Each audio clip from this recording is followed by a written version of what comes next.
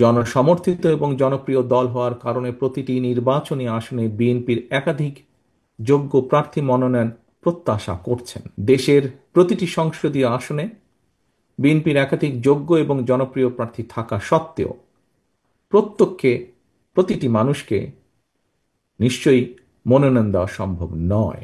দেশের ৩০০ সংসদীয় আসনে বিএনপি দলীয় প্রার্থী কিংবা বিএনপি সমর্থিত প্রার্থীরা মনোনয়ন চূড়ান্ত করার প্রক্রিয়া প্রায় চূড়ান্ত ধাপে রয়েছে। জনসমর্থিত এবং জনপ্রিয় দল হওয়ার কারণে প্রতিটি নির্বাচনী আসনে বিএনপির একাধিক যোগ্য প্রার্থী মনোনয়ন প্রত্যাশা করছেন, করাটাই স্বাভাবিক। একটি রাজনৈতিক দলের জন্য এটি অবশ্যই গৌরব এবং সম্মানের।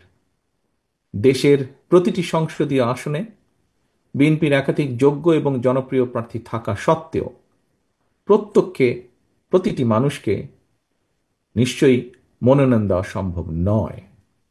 ভিন্ন রাজনৈতিক দলের যারা ফ্যাসিবাদ বিরোধী আন্দোলনে আমাদের সঙ্গে রাজপথের সঙ্গী ছিলেন, এমন প্রার্থীকেও বিএনপি সমর্থন দেওয়ার সিদ্ধান্ত নিয়েছে। এই বাস্তবতার কারণে হয়তো কিছু সংসদীয় আসনে বিএনপি দলীয় প্রার্থী মনোনয়ন বঞ্চিত হবেন। বিএনপির সর্বস্তরের নেতাকর্মী সমর্থকদের কাছে আমাদের প্রত্যাশা, দেশ এবং জনগণের বৃহত্তর স্বার্থে, গণতন্ত্রের স্বার্থে আপনারা এই বাস্তবতাটিকে মেনে নেবেন দয়া করে। দলের সিদ্ধান্তকেই চূড়ান্ত হিসাবে গণ্য করবেন।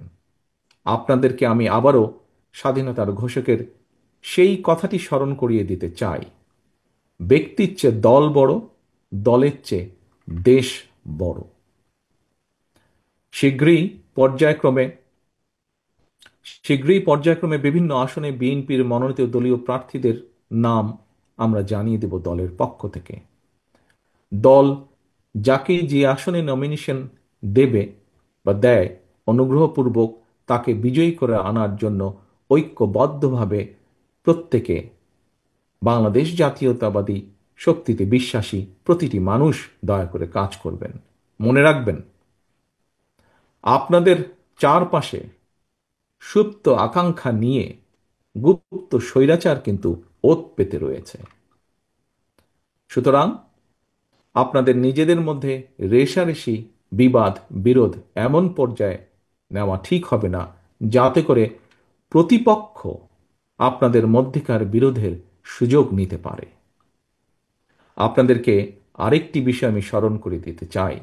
প্রতিটি সংসদীয় আসনে বিএনপির একাধিক প্রার্থী, আপনারা যারা নিজ নিজ এলাকায় জনগণের সমর্থন পেতে গণসংযোগ করছেন, আপনারা সবাই কিন্তু শেষ পর্যন্ত শহীদ জিয়ার অনুসারী, খালেদা জিয়ার সৈনিক, বিএনপির কর্মী, ধানের শীষের সমর্থক।